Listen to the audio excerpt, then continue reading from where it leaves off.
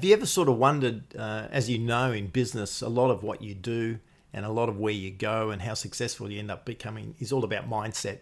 And part of the problem that we have is we have to understand that in order to be successful, we need to often look at our own mindset and how we think about things. Have you often sort of been a little bit confused in your business, not sure how to get things done, don't have that clarity, which can cause confusion for you? I'm going to actually create a bit of a series of videos, four videos in this series around the idea of clarity in business. And this will be the first of those. And the aim is for you to have a much better understanding of what it's like to have a clear view of your business, and so you don't have confusion and don't spend a lot of time worrying about other things because it's a little bit fuzzy, a little bit blurry. And if you've been in business, or you are in business, you'll know what I mean by that. So check it out.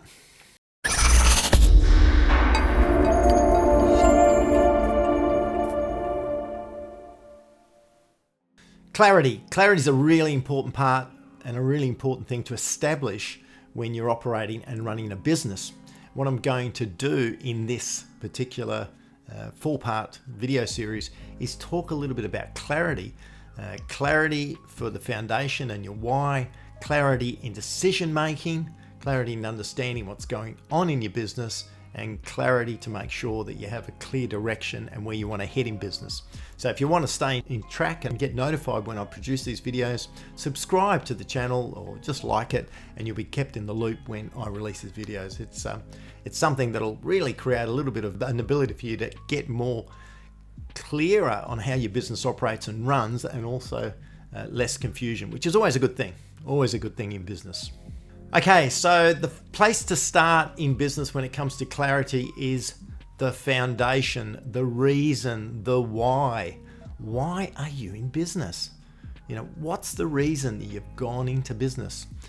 Now, if you haven't started a business as of yet, and you're thinking about going into business, or if you've been in business for 1, 2, 10 years or whatever, if you've been in business, think back.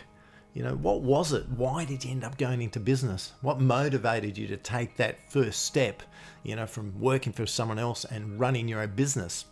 What was it? I've worked with a lot of business owners who are very successful business owners, and when I ask them that question, they often just talk about it in the context of the business. So, the reason I'm in business is so we can grow our sales and revenue, and I can make money, and I can do this. And it's a very generic answer about the reason for being in business. Sometimes people are in business to, they want to help others, and so they can, through their business or through the money that they make through the business.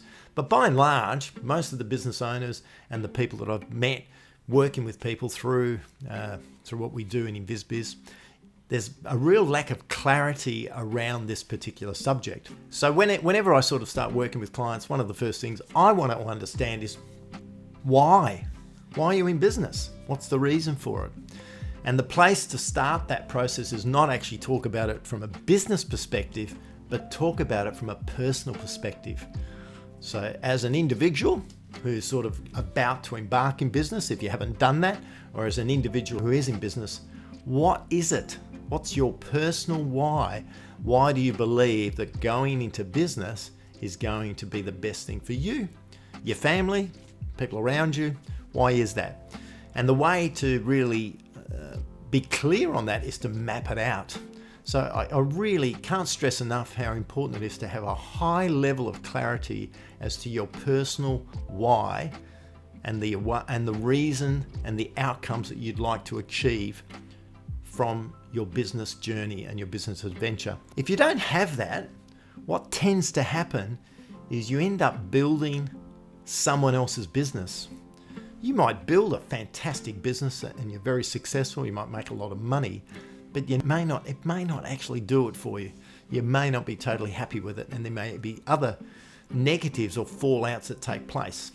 And so for an example might be that if your focus is really on the business and having a successful business and believing, for example, that, look, if I do that, everything else in my personal life and things around me, they're just going to sort themselves out.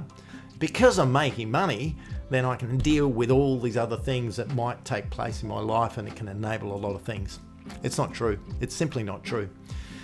It's way better to understand what you want to achieve personally and really clarify it. And in one of my other videos, I talk about creating your ideal scene, which is a really great place to start to define this clarity, your personal clarity.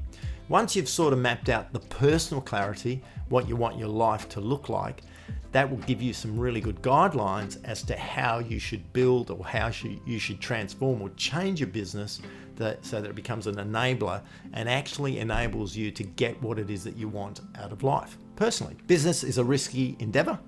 It takes a lot of time, a lot of effort.